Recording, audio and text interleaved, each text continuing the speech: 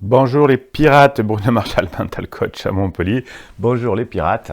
Aujourd'hui, on va parler d'un article de presse qui m'a été communiqué par un pirate. Vous savez que si vous avez des articles écrits, hein, je peux vous faire des vidéos dessus si je vois que le thème peut intéresser un maximum de pirates. En revanche, des fois, on m'envoie des vidéos en disant qu'est-ce que vous en pensez. Je peux pas vous répondre parce que déjà, c'est pas possible de faire des vidéos, de vidéos, hein, YouTube le permet pas. Et puis mon avis n'est pas très important, hein, si c'est juste pour le donner comme ça. Donc si vous avez des textes, oui, je peux vous aider. Hein. Voilà, je suis en train de préparer la formation de mercredi qui va vraiment vous aider comment parler avec un conjoint en crise, en réalité hein, une personnalité difficile. Je vous fais la formation pour mercredi. Et vous verrez que ça peut éviter ce qui se passe dans cet article que m'a donné ce pirate avisé.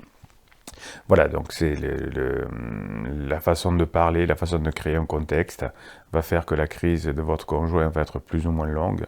Et si vous ne commettez pas beaucoup d'interdits, il y a beaucoup de chances que vous vous retrouviez plutôt rapidement. Alors le rapidement ne veut rien dire effectivement, hein, mais si vous n'avez pas les mots, si vous commettez des interdits, si vous n'arrivez pas à gérer vos émotions, euh, la crise existentielle de votre conjoint va se répandre dans votre couple et tant que la personne aura compris, aura imaginé que son problème vient de vous, eh bien ce sera difficile de revenir ensemble. Hein. Donc c'est pour ça que il n'y a pas de lettre magique sur cette chaîne, il n'y a pas de silence radio, il n'y a pas de fuis-moi je te suis, hein, des trucs de base, mais on bosse avec les neurosciences, vous bossez sur vous et il y a un double effet qui se coule. Quel est cette double effet qui se coule?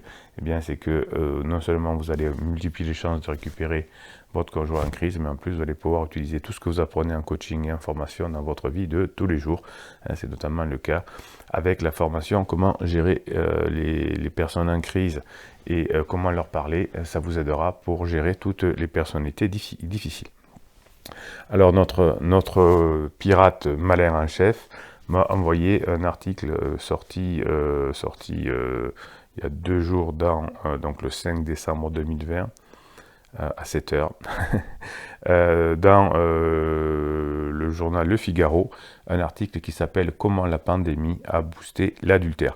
Alors vous savez que je joue le jeu, quand le titre me plaît, je décide de vous faire une vidéo, et je découvre l'article en même temps que vous, hein, je ne le lis pas, enfin vous l'avez d'ailleurs peut-être lu vous-même, et moi je le découvre en même temps que vous, de façon à pouvoir être un peu dans les conditions comme si c'était presque un coaching.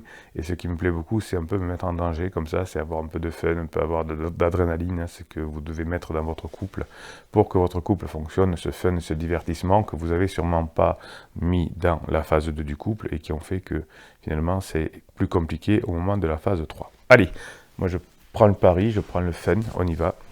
Comment la pandémie a boosté l'adultère. Alors, que dit... Alors c'est les auteurs, quand même, il faut les citer, je pense que c'est bien. Viviane Chokas et Leslie Rezoug.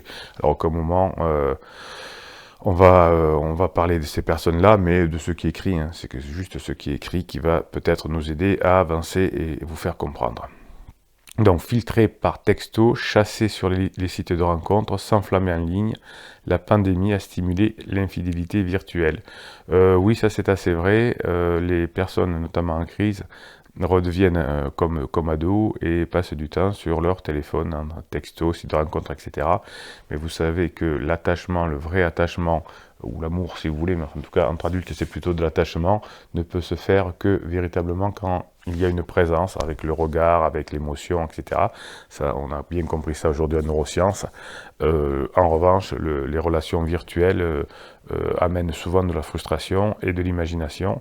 Et une fois qu'on passe à la réalité, dans le quotidien, ou en tout cas fréquemment, c'est là où il y a le plus de conflits. Plus vous avez de relations virtuelles, plus c'est compliqué quand la relation réelle arrive. C'est pour ça que je vous tire les oreilles chaque fois que vous me dites « elle m'a envoyé ça en texto, il m'a envoyé ça en texto, qu'est-ce que je réponds ?» Ben on répond rien. Hein, si les textos c'est éventuellement fait pour des amis ou pour dire je serai en retard, mais jamais pour négocier, puisque vous ne savez pas comment est l'humeur de l'autre. Donc effectivement on s'enflamme, notre imagination se fait du bien au cerveau, et ensuite on est déçu quand on est trop dans le virtuel. Sans passage à l'acte, pour tromper la nuit ou pour tester les limites du couple, ces relations hors cocon ouvrent une fenêtre sur nos désirs profonds. Désir profond, non, pas forcément, hein, mais plus je suis mal dans ma vie, effectivement, plus ça va être discuter, se faire entendre dire ce que mon conjoint ne me dit pas, qu'on est beau, qu'on est belle, qu'on est fort, plaisanter, recevoir des blagues, tout ça, effectivement, peut créer un pansement pour un mal-être. La nuit, voilà, oui, la nuit, les journées qui s'étirent à l'infini, la vie rétrécie aux dimensions de son 30 mètres carrés parisien. À l'annonce du reconfinement le 28 octobre dernier, Arthur a ressenti une profonde lassitude. Là, je suis d'accord, c'est la nuit, la lassitude, c'est pas le désir profond qui fait que l'on va chercher une relation adultère virtuelle. C'est juste qu'on s'ennuie, qu'on a un manque, qu'on n'est pas bien, et donc on va essayer de mettre du baume au cœur sur de la pommade sur sa plaie. Une pointe d'excitation aussi, oui, comme la première fois, Laura, sa compagne, a décidé de rejoindre ses parents à la campagne. Alors ça, vous voyez qu'on est un couple en phase 2, hein, donc on fait sa vie, on pense à soi, on pense peut-être au mieux, mais on ne pense pas à nourrir le couple. Effectivement, quand la compagne part à la campagne pour un confinement assez long, eh bien, on met le couple en danger. Donc le couple, là, est en phase 2, probablement. Donc Arthur s'est dit, je me suis dit que j'allais m'essayer à draguer librement sur Internet. À vous, le jeune homme de 29 ans. À 29 ans, ce sera plutôt le début d'une crise adulte et pas une crise ultérieure, puisque effectivement, je me suis essayé d'aller draguer sur Internet. Pendant sa première crise, on cherche plutôt sa sexualité, son métier, ce qu'on veut faire. Est-ce que le premier métier que j'ai fait est bon? Alors que dans la deuxième crise existentielle autour de la quarantaine, enfin plutôt la cinquantaine, entre 40 et 50 en tout cas, c'est plutôt qu'est-ce que j'ai fait de ma vie, qu'est-ce que je fais les regrets de ce que j'ai raté, et c'est pour ça que l'on en veut beaucoup à son conjoint. S'agit-il de flatter son ego malmené par la solitude ou de faire taire son angoisse? Très bien, ça c'est une bonne question des journalistes. L'isolement, en tout cas, a poussé Arthur à faire sauter virtuellement les verrous de la monogamie traditionnelle. Oui, alors, avant les réseaux Internet, on se disait à quel moment on trompe, est-ce qu'embrasser c'est tromper, est-ce que... Il y avait même une question au Premier ministre Michel Rocard à l'époque, est-ce que sucer c'est tromper? Il avait répondu non. Bon, voilà, c'était bizarre, c'était une question d'Ordisson à la grande époque de Canal+. Donc effectivement, monogamie traditionnelle, à quel moment trompe-t-on? C'est toujours la question qu'on s'est posée. Vous pouvez répondre en commentaire, les pirates, hein, si vous voulez dire à quel moment on n'est plus dans la monogamie, ça peut être intéressant, ça peut vous donner un débat d'idées. Donc il dit, je suis bien avec Laura, mais dans cette période anxiogène, j'ai besoin de me changer les idées. Tinder est mon dernier espace de liberté. Oui, certainement qu'il y a un manque avec Laura, qu'il ne lui donne pas ce qu'elle veut dans la phase 2, ce qu'il veut dans la phase 2. Et donc ça donne un besoin de pansement. Donc là, c'est un pansement virtuel. Des records de connexion. En nous condamnant à toute la distanciation sociale et donc la distanciation du couple, aussi, le confinement a désincarné nos échanges.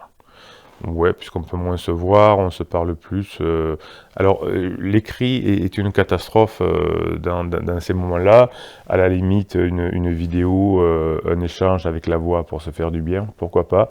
Ça peut être efficace. Les textos, les écrits, c'est très souvent, de mon expérience, quelque chose qui va endommager même le pansement à terme. Donc les réunions se tiennent en majorité par les messageries instantanées, les apéros se font en vidéo, l'infidélité n'échappe pas à la règle. Oui, alors ce qui est intéressant, c'est qu'on voit que les apéros et les réunions, les messageries instantanées ne nous satisfont pas. Hein, eh ben, on va quand même faire encore plus de messageries instantanées, de Zoom ou de texto avec l'infidélité. Donc on voit, il y a un truc qui marche pas, mais on va se dire tiens, je vais encore le faire différemment et peut-être que ça va marcher. Donc l'infidélité n'échappe pas à la règle, les conversations équivoques ne naissent plus dans le secret des bars, mais se vivent en catimini sur smartphone. Ouais, alors ça c'est bien, les smartphones pour les hommes pas courageux, hein, pour les demi-hommes. Vous savez que aller draguer, aller engager une conversation entraîne le risque du rejet. Donc c'est pour ça que le rejet est une protection pour les femmes notamment, hein, pour pas que les hommes les embêtent trop avec leurs envies. Donc le fait qu'on ait peur du rejet, eh bien ça nous limite, sinon on ferait n'importe quoi. Donc là, face au téléphone, il n'y a presque pas de risque de rejet, même dans les relations professionnelles, entre guillemets, c'est-à-dire qu'on peut facilement glisser une conversation avec sa secrétaire, avec une collègue de bureau, voir si ça mord, et si ça mord pas, c'est pas très grave, on dira que c'était léger et que ça a été mal interprété, ça s'arrêtera là. Donc ça demande pas beaucoup d'efforts, hein, c'est beaucoup le rejet, c'est plutôt difficile en face à face, parce qu'on peut se prendre une baffe, on peut nous voir, enfin bon, etc.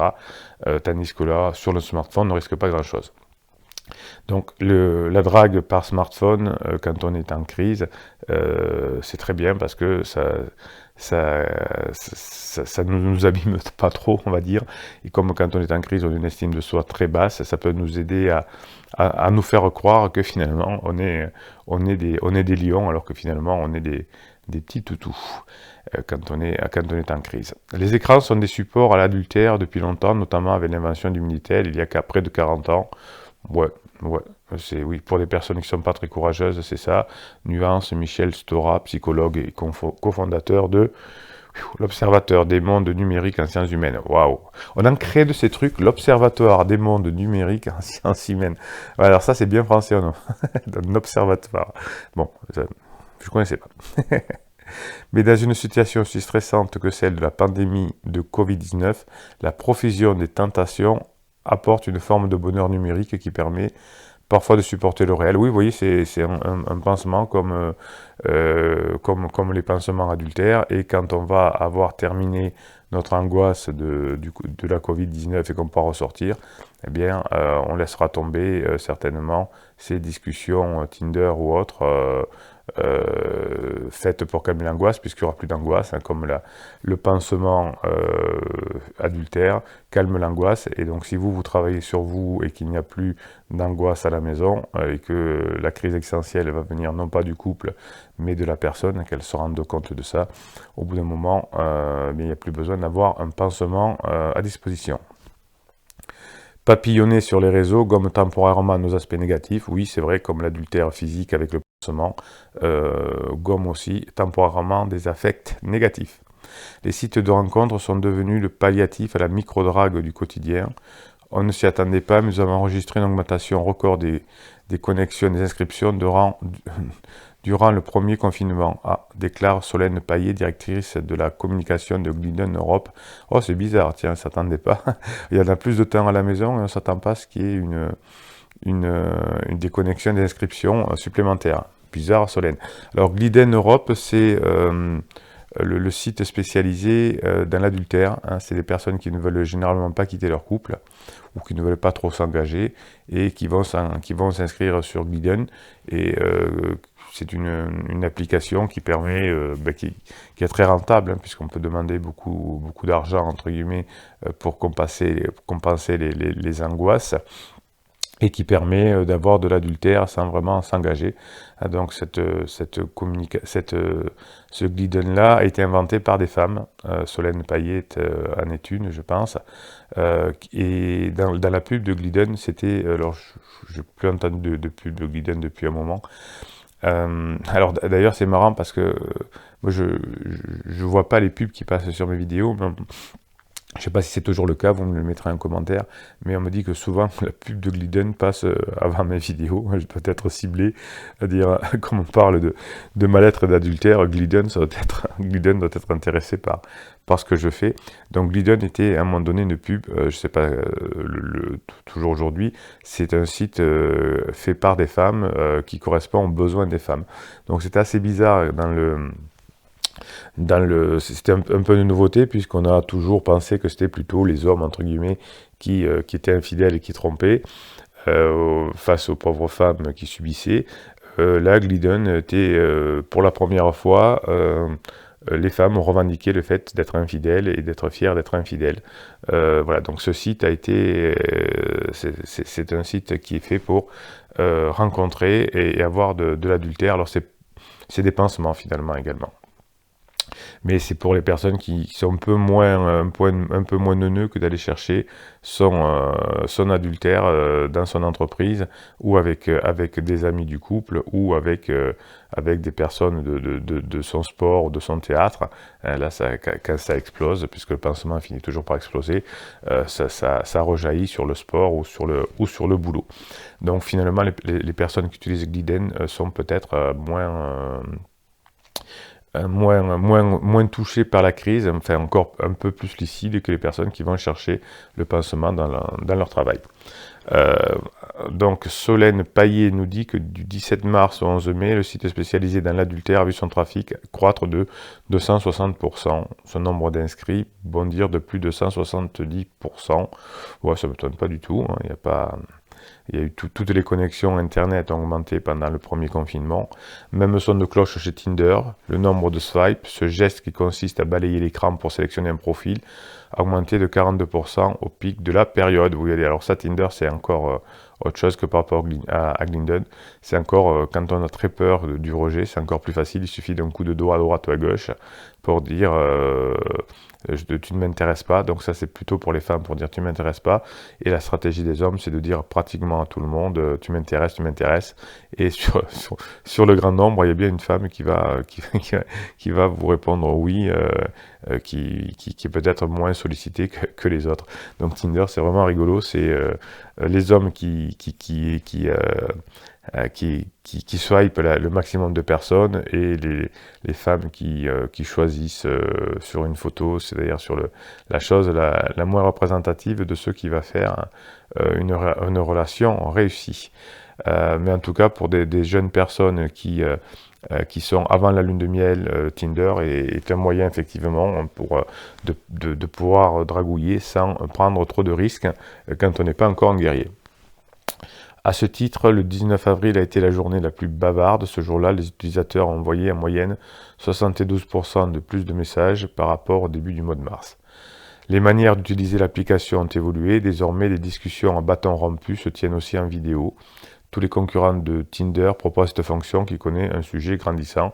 Oui, puisque ça ne m'étonne pas non plus, hein, puisque le Zoom et tout ça est devenu plus à la mode. On l'a découvert redécouvert en tout cas, avec le télétravail. Donc effectivement, ensuite on fait pareil dans sa vie de dragouille. Hein. Quand on a l'habitude d'un outil, on continue à l'utiliser. Un outil pour supporter cette période, nous dit le Figaro. La volonté de communiquer envers et contre tous, de témoigner son ressenti face à un événement inédit, pousse certains à revenir sur les traces de leur passé amoureux. Ah oui, ça c'est très juste, tant qu'on n'a pas terminé une histoire, une vieille histoire, il faut qu'elle se termine. Donc on a toujours, au moment de la crise, des amoureux, on a souvent, parfois, des amoureux ressurgis du passé, où il faut terminer cette histoire, où on fait des kilomètres pour aller terminer cette histoire, et puis ça finit par se terminer, ça énerve très fort le conjoint. Mais tant qu'une histoire n'est pas terminée, elle va revivre. Hein. C'est pour ça que l'ultimatum est des interdits dans la formation qui est sortie la semaine dernière. Si vous avez bien suivi la formation, eh bien vous ne commettrez plus ce genre d'interdit. Alors, selon une étude menée fin mars par les chercheurs de l'Université de l'Indiana, sur 1400 personnes, 25% du panel a recontacté une ex. Oui, alors les ex se recontactent tout le temps, effectivement, quand on a un peu plus de temps, ça ne m'étonne pas. Rose, graphiste parisienne de 33 ans, a suivi cette piste. Dès le 18 mars, elle a écrit à Maxime, à l'insu de Tom, son conjoint. Oui, tout ce que vous vivez, et ça vous paraît extraordinaire, ça vous fait mal à votre ego, et c'est tout à fait normal. Mais vous voyez que c'est quelque chose que je vois tous les jours en coaching, et c'est pour ça que je vous donne la méthode pour y arriver. Si vous appliquez la méthode, il y a de grandes chances que vous y arriviez. Mais vous êtes que quand ça arrive, vous êtes catastrophé car vous pensez souvent que on est les seuls à qui ça arrive, que vraiment mon conjoint est sérieux dans ce qu'elle dit, dans ce qu'il dit. Mais vous voyez que ça arrive partout et c'est un quotidien. C'est juste le manque de culture qui au départ nous surprend. Alors je reprends. Dès le 18 mars, elle écrit à Maxime, à l'insu de Tom, son conjoint actuel. Très vite, la complicité d'entend René, les textos ponctuent la monotonie du quotidien, les échanges virtuels tissent la toile d'une vie parallèle aux couleurs nouvelles excitantes. Donc le cerveau là a ressorti des anciennes émotions et comme on n'a pas terminé, qu'on n'est pas allé jusqu'aux phases de ressentiment, eh bien on est obligé de les revivre pour aller au ressentiment. Heureusement, le temps a passé, quand les ex-tourtereaux se retrouvent, ça ne fonctionne que très rarement, sauf si les deux sont comment dirais-je, sont très célibataires tous les deux, ont fait leur deuil et sont à la recherche tous les deux d'une nouvelle relation. Et là, c'est pratiquement une nouvelle relation qui peut commencer, donc pourquoi pas, hein, mais quand il y en a un des deux qui est toujours engagé ou qui n'a pas fait la relation de son deuil précédent, généralement, ça ne peut pas fonctionner. Donc la jeune femme téléphone en cachette, envoie des photos sexy, oui, ça vous rappelle exactement ce que vous me dites dans les coachings, alors que son conjoint est en conf call dans la pièce d'à côté. Oui, on n'est pas très courageux hein, quand on est en crise. Le confinement, pour beaucoup, a rendu l'échange par Internet incontournable. Bon, il était déjà, mais enfin bon. Il a été un puissant atout pour supporter cette période. Oui, c'est ce qu'on appelle un pansement, on est d'accord. Soutient Valérie Charol, chercheuse en philosophie à l'Institut Mines Télécom et auteur de Philosophe de l'écran. Voilà, alors ça c'est encore autre chose. Alors, je ne connaissais pas non plus l'Institut Mines Télécom. Bon, voilà, elle est chercheuse à l'Institut Mines Télécom. Donc vous voyez qu'il y a plein de choses qui nous permettent de travailler sur l'humain, hein, finalement. Si on s'y penche un petit peu, on arrive à comprendre l'humain. Moi, ma spécialité, c'est de faire en sorte que les couples en crise se séparent s'ils veulent se séparer, mais pour les bonnes raisons, parce qu'ils n'ont pas les mêmes sujets, ils n'ont pas les mêmes visions de l'avenir, mais pas juste parce que c'est une crise et qu'on croit que le problème vient de l'autre. Voilà, moi, c'est ma spécialité, elle est là-dedans, d'éviter les divorces qui ne devraient pas l'être. Après, si le divorce doit l'être, il est, mais si c'est juste une crise, effectivement, comme dans 85% des cas, eh bien, voilà, mon job, il est là. Et pour Valérie Charol, elle cherche de la philosophie à l'Institut Mines Télécom. Donc, chacun sa spécialité. Donc, les ruses de Sioux de Rose ont ajouté un piquant au morne huis clos de sa vie avec Tom. Ouais, Tom, t'es un boulet, hein. Ta compagne Rose à disposition, tu as tout pour faire divertir, pour rigoler, pour plaisanter, pour jouer, pour faire des jeux de rôle, pour faire tout ce que tu veux, pour faire l'amour, et justement on a ce huis clos, et ce huis clos est triste. Tom, t'es un boulet, et Rose aussi. On se calme, Bruno. Donc elles ont aussi révélé à la jeune femme les carences de son couple actuel. Effectivement, en phase 2, hein, en phase de distanciation, il y a des carences quand on n'a pas la culture du couple. Il m'est arrivé de culpabiliser, mais la présence permanente de Tom m'agaçait. Et oui, Rose commence à rentrer en crise et Tom voit pas le truc venir. Ce jeu de séduction avec Maxime, c'était ma soupape de sécurité. Bon, voilà, ça, on décrit là un petit peu mon quotidien de coaching. Abattement, nervosité, promiscuité, le combo produit sur les couples confinés un effet loupe loin d'être toujours flatteur. Abattement, nervosité, promiscuité. Oui, c'est ça. Donc le job d'un couple, c'est d'être divertissant. Hein. Donc là, vous avez tout le temps. Je vous avais fait la formation sur le confinement pour faire en sorte profiter du confinement pour être à l'opposé de ça, de l'abattement, de la nervosité, de la promiscuité, pardon. Les manies de l'autre n'attendrissent plus, ses habitudes deviennent insupportables. Oui, dans la phase 2, on est d'accord, on s'occupe plus du couple et on fait ce qui nous semble bien pour nous et pas pour le couple. Les digues de l'accalcement sautent jusqu'à d'inévitables conflits. Là, ouais, le couple, là, c'est un couple pas très mature, on le voit.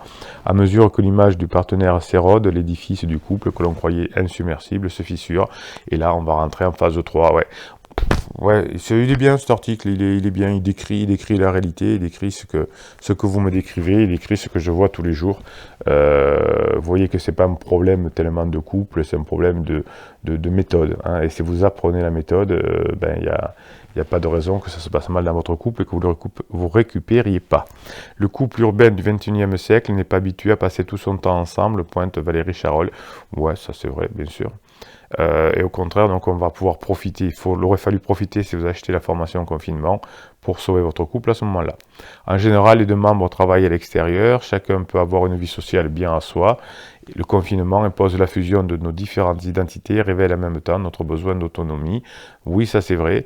Et donc, ce moment de vie là où on se voit plus, ça pourrait être des vacances, hein, comme les vacances, on a un moment où on coupe tout de l'extérieur et on passe des bons moments. Voilà, bon, c'est sûr, j'ai fait une vidéo là-dessus. C'est bien de pouvoir voyager, etc., puisque le cerveau adore voir des choses nouvelles. Mais là, si vous avez suivi ces formations, notamment confinement, les règles du couple et les interdits, eh bien, le moment du confinement est un moment où le couple doit s'améliorer. En tout cas, mes clients, dans le premier confinement et le deuxième, qui ont suivi la formation, ont amélioré leur couple. Mais c'est vrai que beaucoup de couples qui ne savaient pas faire se sont plutôt endommagé, Bruno se calme. Le système d'intrusion de l'autre dans notre sphère psychique peut être difficile à gérer. Oui.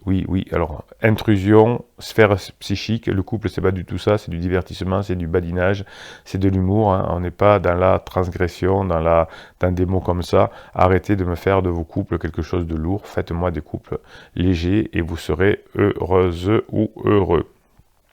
Bon, il est très long cet article, j'aurais dû regarder avant. Alors, Isabelle, comptable de 45 ans, a trouvé un échappatoire en échangeant avec Hervé, un de ses collègues sur Zoom. Voilà, donc là, c'est l'interdit parfait. Hein. Non seulement je veux tromper mon conjoint, mais je vais le faire avec quelqu'un du boulot. Comme ça, j'aurai un problème à la maison et ensuite, j'aurai des problèmes au boulot. Parfait, super Isabelle. Oh, 45 ans, c'est bizarre. Très vite, les interactions professionnelles sont colorées d'une nuance plus intime. Voilà l'erreur. L'erreur qui fait qu'ensuite, on va le payer aussi au boulot. Entre les attentats et le reconfinement, je n'allais pas bien du tout. Confie Isabelle, non, c'est pas les attentats, c'est le reconfinement. C'est qu'il y a effectivement une petite crisounette qui doit se préparer là. J'avais la sensation de ne plus rien contrôler, d'être le second rôle d'un film catastrophe. Oui, alors là, exactement, c'est ce que ressentent les personnes en crise. Et ben voilà, on a une petite crise là, des clients. Avec Hervé, j'ai retrouvé un peu de légèreté, de confiance en moi, je me sentais comprise. Exactement, bravo, bravo Isabelle. C'est ce que recherchent les personnes dans leur pansement, de la légèreté. Je vous le dis tout le temps. Tout le temps, rendez votre couple léger. Ne me faites pas, messieurs ou mesdames, des trucs de vouloir changer l'autre. C'est pas possible. Je me sentais comprise et quand vous critiquez votre conjoint, ne se sent pas compris. Ah, c'est bien ça. Alors, un autre point de vue. Psychiatre, fin observateur du couple et co-auteur du Nouvel Ordre Sexuel. Serge Effès commente. Alors, psychiatre, fin observateur du couple. Bon, très bien, on va se régaler. Allez, Serge. Qu'est-ce qu'il nous dit? Nous croyons trop souvent qu'être en couple peut combler tous les besoins d'un individu. Dans un contexte où l'on se retrouve en tête-à-tête avec son conjoint, faire part de ses pensées les plus intimes à un tiers est une grande transgression galvanisante. Oui, alors là-bas, oui. Là, on voit que c'est un psychiatre, effectivement, avec des termes de psychiatrie. Un couple, c'est beaucoup plus simple que ça. Ne mettez pas des trucs comme ça dans votre couple. Transgression, besoin. Oui, c'est un couple, là, il a raison, Serge, c'est juste répondre aux besoins de l'autre, c'est pas plus. Et si j'ai des manques, je vais aller les chercher ailleurs. Le téléphone s'impose alors comme le dernier bastion de notre indépendance, le jardin secret de nos vies statiques. C'est un objet transitionnel, un doudou. Bon, alors là, on rentre dans les trucs de Michel Stora. Alors ça, bon, je les laisse dans leurs trucs parce qu'on ne s'en sort pas quand on commence à parler comme ça. C'est plus simple, un couple, c'est pas, on va pas rentrer dans le transitionnel. Vous voyez que si on commence à parler de tout ça, on va mettre de la lourdeur dans le couple. Et ce que dit Isabelle justement après, c'est qu'elle a besoin de légèreté. Donc arrêtez de nous mettre de la lourdeur dans le couple, monsieur les psychiatres. Alors le téléphone devient une extension de nous-mêmes. Au fond, le numérique sert le lien à l'autre, mais il fait aussi un écran à notre solitude. À force de scroller, on perd parfois pied avec la réalité. Oui, c'est ça, c'est que comme on s'ennuie, on scrolle, et comme on scrolle, on s'ennuie encore plus. Donc profitez de ces moments où vous êtes avec votre conjoint pour créer du lien. Dans cet univers onirique, l'imaginaire nourrit le fantasme. Oui, voilà, ça c'est bien, ça c'est que c'est que du fantasme. Et quand le fantasme va ensuite se confronter à la réalité, ça va être compliqué pour la personne qui va être déçue. Sans contact physique, ne reste que la sensualité de la voix, le ton d'un message, l'excitation, la vue d'une photo. Ouais, donc comme les ados finalement, hein, les ados, ou d'ailleurs les adultes qui consomment aujourd'hui beaucoup de porno, c'est fait pour ça. Difficile dans ce contexte de considérer qu'il y a vraiment tromperie, l'infidélité virtuelle et cérébrale, elle n'existe souvent que dans la tête de celui qui la vit.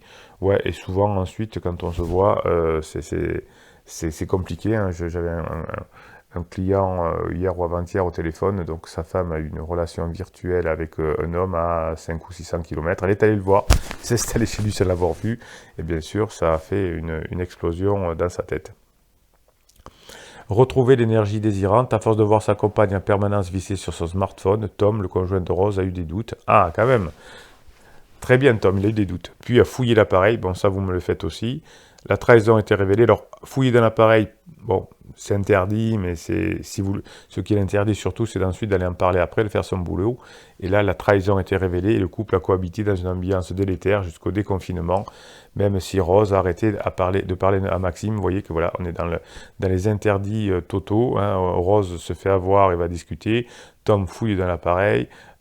Tom va dire j'ai fouillé dans l'appareil, donc ça crée un confinement terrible. Rose arrêtait de parler à Maxime, mais à mon avis, dès qu'ils vont pouvoir, puisqu'il y a une frustration, évidemment, puisque ça a été imposé, ils vont se reparler, voire plus si affinité. Sans le stimulant de l'interdit, ces conversations ont perdu tout intérêt, reconnaît-elle. Oui, alors là c'est grave. De notre côté, nous avons tout remis à plat avec Tom, parler de notre relation à cœur ouvert. Paradoxalement, cet épisode a fini à nous rapprocher. Voilà, la phase 3 a été rapide dans ce couple-là. Serge Effez confirme, le fait d'affronter une épreuve ensemble permet de tisser une nouvelle forme de lien, de réinventer la solidarité ensemble. Oui, si elle ne transforme pas en véritable histoire d'amour, les infidélités virtuelles peuvent alors servir le couple. En prenant de la distance vis-à-vis de son partenaire, on gagne de l'espace psychique. Donc ne me mettez pas de la lourdeur comme ça dans le couple, hein. Ne répétez pas ces arguments-là, ça va faire exploser votre couple. Alors, on peut alors remettre de l'énergie désirante dans sa relation. Ouais, c'est juste que dans la phase 2, on ne sait pas comment fonctionne le couple. Soyez délirant, soyez divertissant, et ça va aller très bien, hein, sans aller chercher ailleurs et de l'espace psychique, de l'énergie désirante. Ouais, c'est bien, sinon aller chercher de l'énergie générante ailleurs. En s'éloignant, on se retrouve. Ouais. Ouais, alors en éloignant les conflits, on se retrouve. Ouais. En éloignant la lourdeur, on se retrouve. Ça, c'est mieux.